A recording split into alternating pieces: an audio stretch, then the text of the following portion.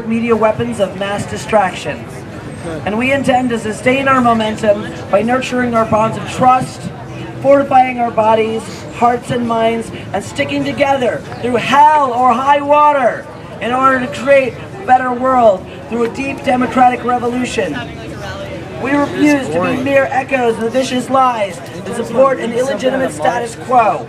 Our deep democratic awakening takes the form of everyday people raising our individual and collective voices to tell the painful truths about unjust systems and unfair structures that yield unnecessary social misery.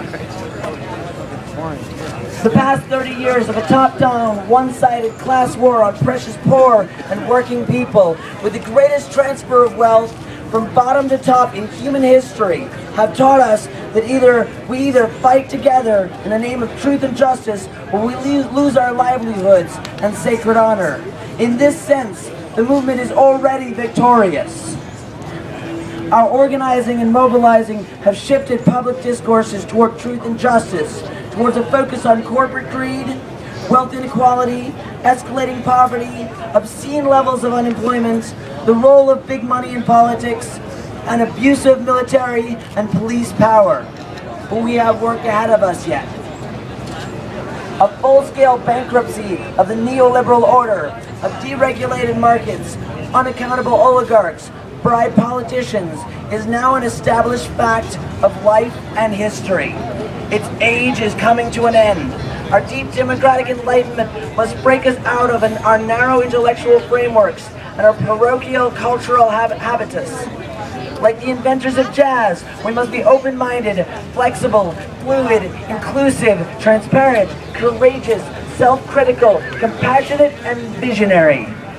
We must recast old notions of empire, class, race, gender, religion, sexual orientation, and nature into new ways of thinking and being.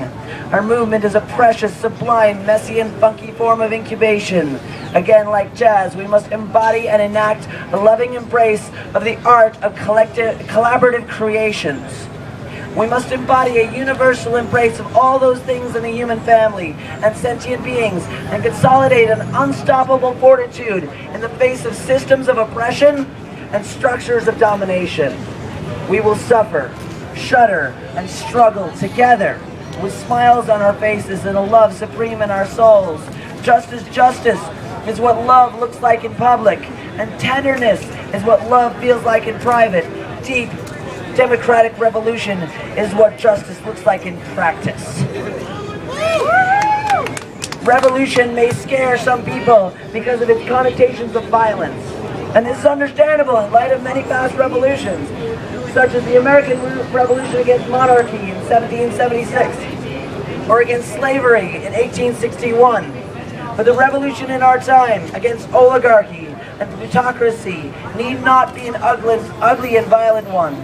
The rich legacies of Martin Luther King and Nelson Mandela, the recent revolutions in Tunisia and Egypt, have taught us that we can deal with our social catastrophes with social compassion, and that we can transform unjust societies with courageous visions and nonviolent strategies.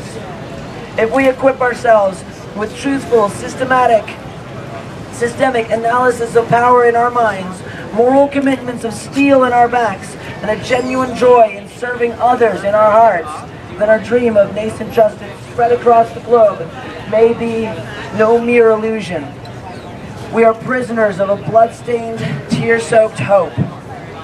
And this means we are free to imagine and create a more deeply democratic world than we have yet witnessed in history.